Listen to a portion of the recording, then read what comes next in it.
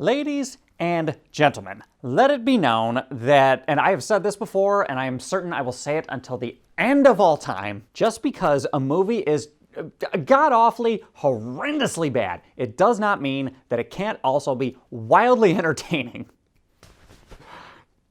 Just trust me on this one, everybody. Cue the music.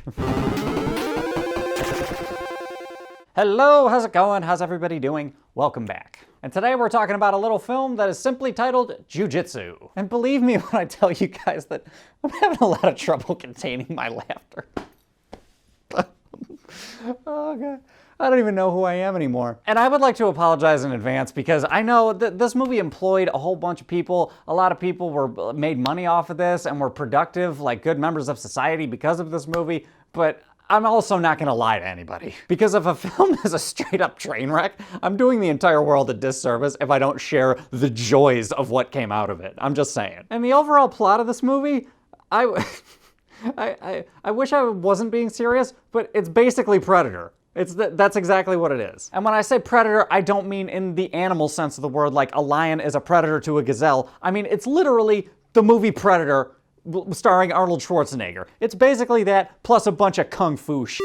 And I wish I was kidding, but I'm not. And there's some side plot stuff, like there's like a military compound going on, but there's also a secret society involved, and it's just so wacky, I can't even believe it.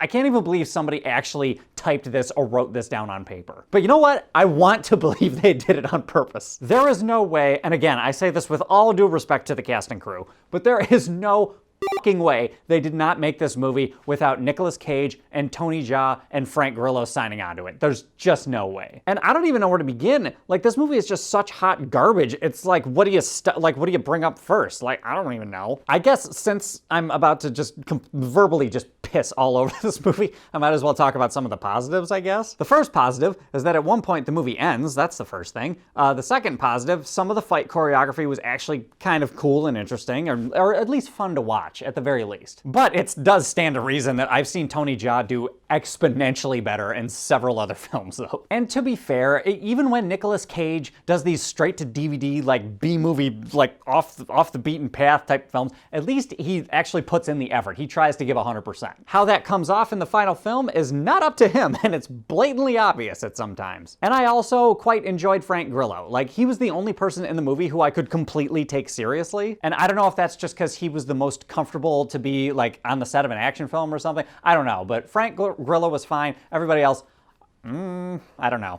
And while we're talking about action scenes, this film has several that you wish would have ended sooner. And it's weird to say that, because action scenes by design are supposed to be fast-paced, awesome, and fun, and all over the place, and they keep your attention, and it's like a story beat to move everything forward. But I gotta call it like I see it. When Tony Jaa first comes into the movie, the scene takes way longer than you would expect it to. I'm pretty sure the scene where he comes in to like kind of rescue the main character very early in the film, like that whole scene goes on for at least 20 minutes. When in reality, if you're trying to do a smash and grab and try and pull somebody out of like a military compound, that should last maybe 5 minutes, and it also would not take place during the daytime, I'm convinced. And I don't quite recall as much in that particular scene, but in like subsequent scenes later in the film, there's a few moments where you can see the extras are making it really easy for some of the main characters. Or maybe not easy necessarily, but if you're looking close enough, you can see occasionally when one of the main guys is about to go like lay the smackdown on somebody, you can kind of see them like stick their head out a little bit further than they probably should. Because as far as I can tell, if you're about to fist fight somebody, you need to like bend your knees and like do a little finesse and like get down in the pocket. But occasionally it felt like some of the stunt guys were putting either their head or some other limb forward to give the main character an easier target when they go to hit them. Like, that's what it felt like. And as far as all the stunt scenes in general, I could see a very blatantly that they were working to a rhythm, and you could see that it was like very over choreographed and kind of over scripted, which can be funny if you watch a movie like Black Dynamite, but that's not quite the vibe that this film was going for. Or at least that's not the impression that I got whenever somebody was acting on screen, because literally everybody tried to play it super serious except for like one character. And that particular character in question is just so asinine and ridiculous that I'm just like,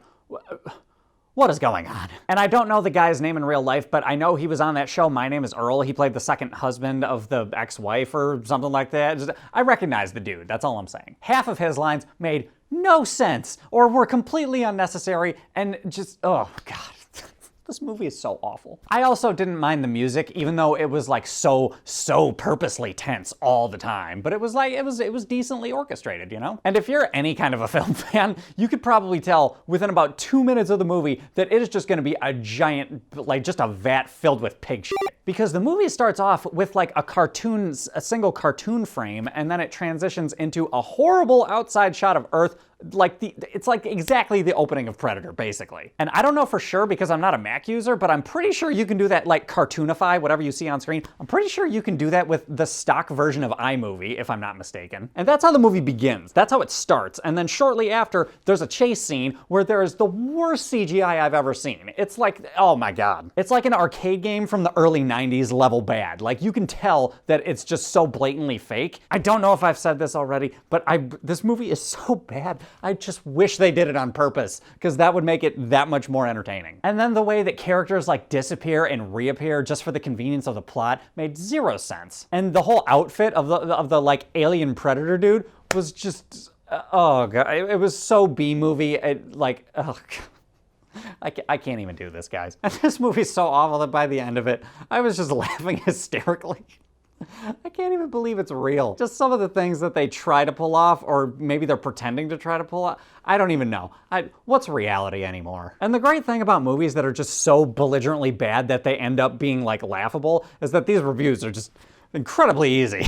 Like normally I gotta like pace around in a circle for a long time to like figure out what I'm gonna say because I want to like pay respect to the film. But with this one, I'm just spewing shit out of my mouth because it's like, what am I gonna do? Like, come on. But anyway, guys, I've been talking long enough and just, God, this movie's bad. And I know, like, the fact that I've been laughing so hard and I ended up having actually a good experience, you might think that I'm gonna give the movie a positive score, but just because I had a good experience doesn't necessarily make the film a well-crafted or well-constructed piece of art. So based on that, I'm gonna give it a little credit just for the bad entertainment value, but overall, I think I'm gonna give it a 3.0 out of 10. If you are old enough in whatever respective country you may be watching this video from, I implore you, get a bunch of your buddies together and get belligerently intoxicated and watch this movie. I guarantee you'll have a good time. This movie is like The Room for action flicks. But anyway, guys, those are my thoughts. What are your thoughts? Have you seen this pile of garbage? Have you heard of this pile of garbage? Do you want to watch this pile of garbage now? Hop in the comments. Let me know what's up. Other than that, if you like this review, give me a like, subscribe, share, hit the bell,